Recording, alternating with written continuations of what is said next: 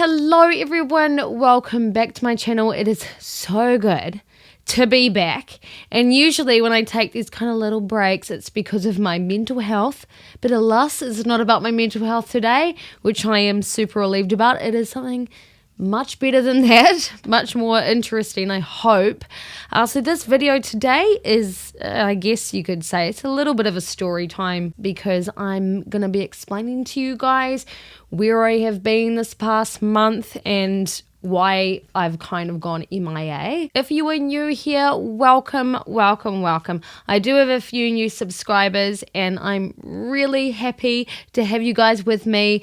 Don't worry, this is not usual content. Usually, maybe like once or twice a year, I might take a little tiny break from my channel. And as I said, usually it's like in regards to my mental health, but it's not this time. So as you can tell by the title of this video, James and I got eloped just very recently in the wonderful city of Las Vegas. Las Vegas!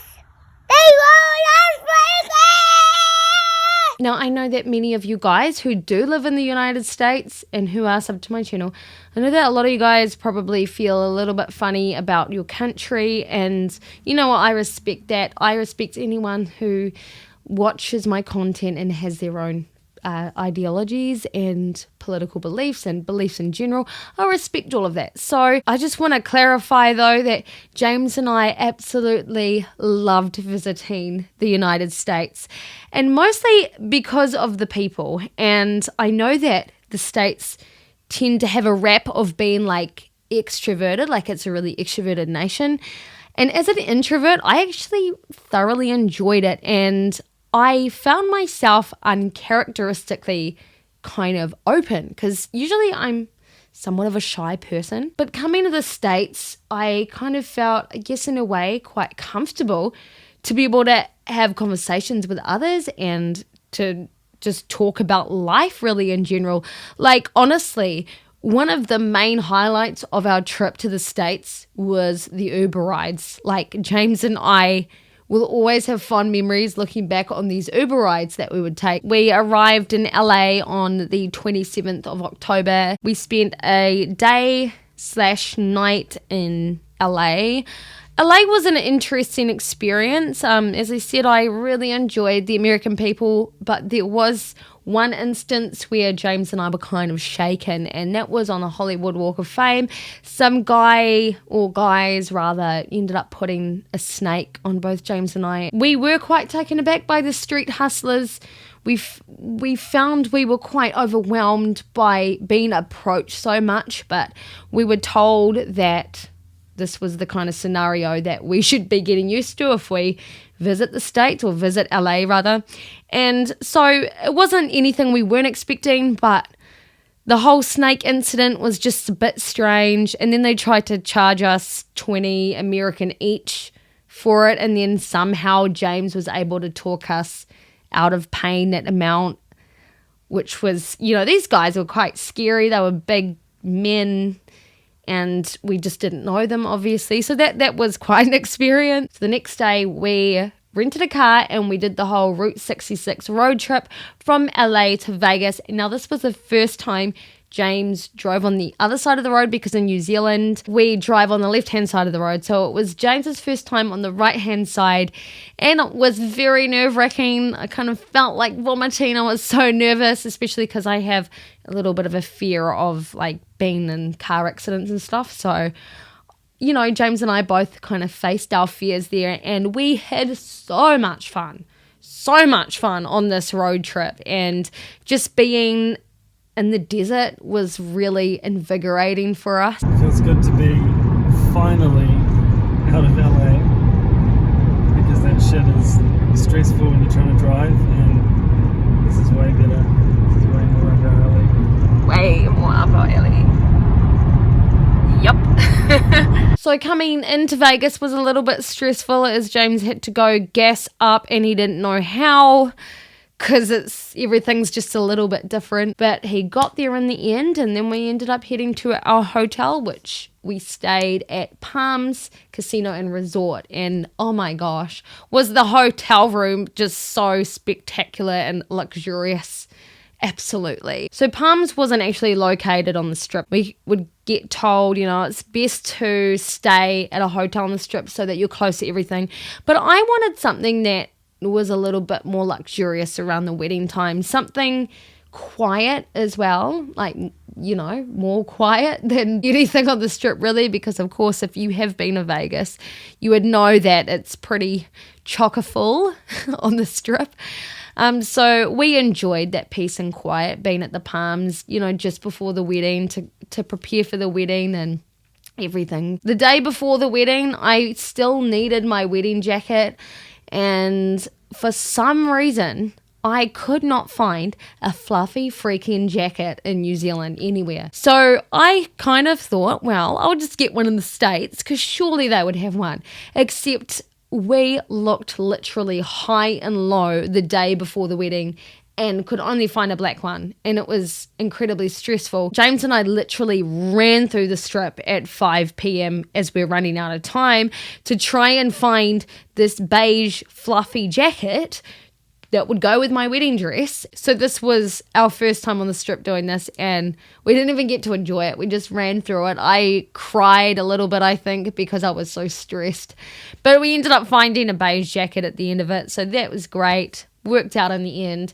And of course the next day was our wedding. So James and I chose a very, very simple ceremony. And we had gotten married at the Chapel of Crystals, located at the Westgate Hotel in Vegas, from, of course, none other than Elvis. Comfort and keep her and be all shook up for the rest of your life. I mean, why wouldn't you get married from Elvis if you go to Vegas for an elopement? It kind of makes sense a little bit. And we really did want that iconic experience. That's what we were after.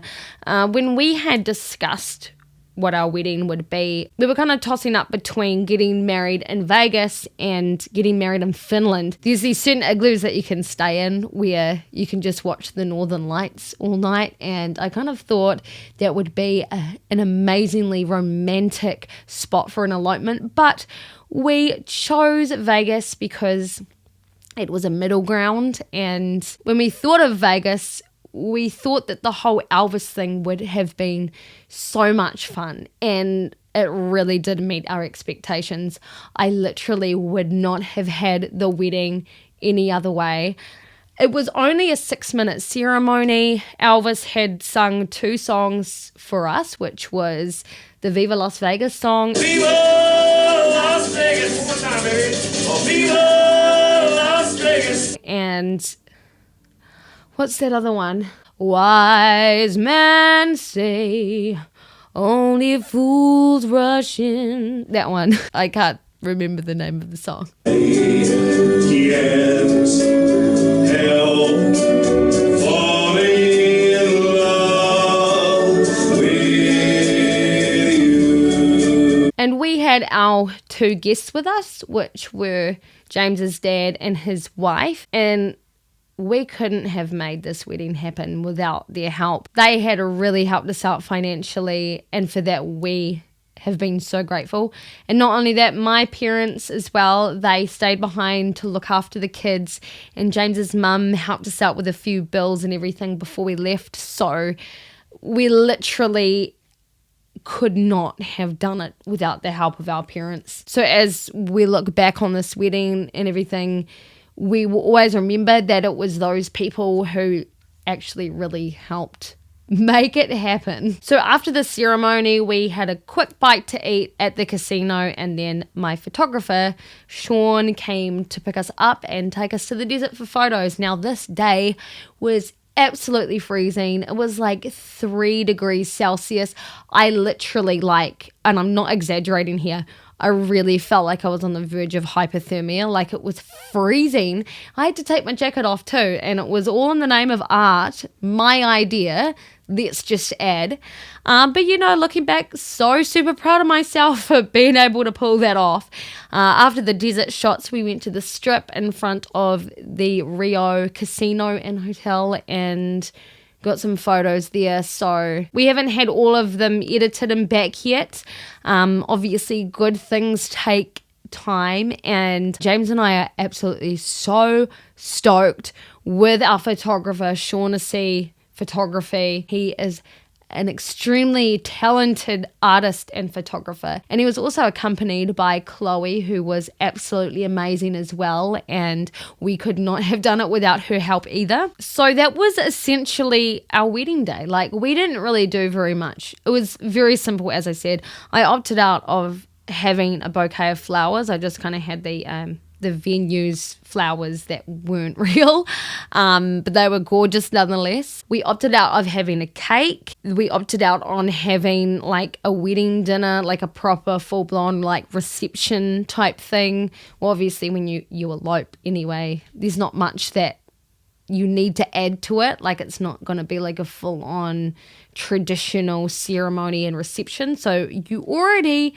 cut off a whole lot, and for us that was so relieving because I can get so overwhelmed when there is a lot to plan. Like, I'm not a very good planner, so being able to cut a lot of things out made me enjoy the process so much better, and it was also a lot cheaper as well. So we really enjoyed what our wedding day was. It was the happiest day of my life. I wish I could do it all over again. So eloping in general as well is also amazing if you're an introvert.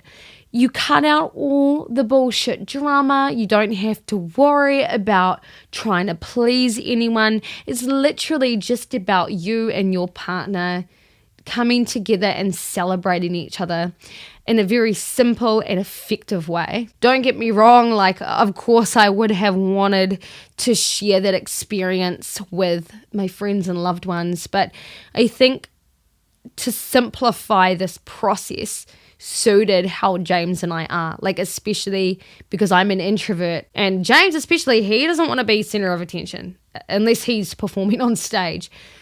But it suited us so tremendously with it essentially just being the two of us, and we would not have changed a thing. So I absolutely highly recommend eloping. It cuts out so much stress, whether that's financial or emotional or mental stress. It just cuts out a whole lot of it. Oh, my tag's sticking out. So, of course, this wedding doubled as a honeymoon too. Obviously, we're over in the States and would have wanted to extend that into a honeymoon. So it was like a double whammy, kind of killing two birds with one stone. So we were very lucky enough to have Halloween in Vegas.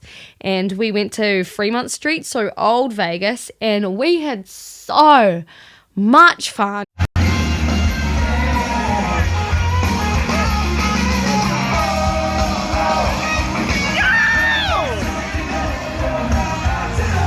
I literally have not had so much fun in my life. But of course, we're talking about Vegas here. Like, of course, Vegas is going to be fun. But like, even as an introvert, I thoroughly enjoyed it, which is so strange, but I just did. And I woke up with the biggest hangover, but it wouldn't be Vegas without experiencing a hangover, and I loved it. Hangover in Vegas. Whee! So it was actually that day I stood in line for about an hour and a half waiting for the new Shane Dawson, Jeffree Star conspiracy pellet. And I felt like blundering the whole time, but it was worth it. Every minute was worth it. I was just so happy to have a hangover that next day. Unfortunately, the rest of my trip didn't continue in that fashion, as I actually ended up with bronchitis and type A influenza, which is terrible. Like, I know that sounds terrible, and it was, but I had actually forced myself to go to a Vegas Golden Knights ice hockey game versus the Jets, hence the shirt, which, if you hadn't guessed already, that's where that's from. I did enjoy myself though, despite dying that night, because it was my first ice hockey game, and James and I really wanted to experience like American sport, and that's especially important to James because he is a big sports fan. So we kind of opted out of going to like a musical show, and we actually ended up going to an ice hockey game, which is pretty cool. The day after that, we went to the Grand Canyon, and I was still dying, and I literally slept all the way from Vegas to the Grand Canyon in the little bus that we caught. and tried to enjoy myself the best I could. And you know what I did? Looking back, I don't remember the pain that I was going through. I remember seeing this amazing bit of nature that I will always forever remember. It was also really cool being on the reservation as well. If you know me or you follow me for a while, you know that I have had a Native American influence in my life, hence the name Morning Star, which is my spiritual name representing the feminine energy. So it was also pretty cool to have that indigenous influence around as well.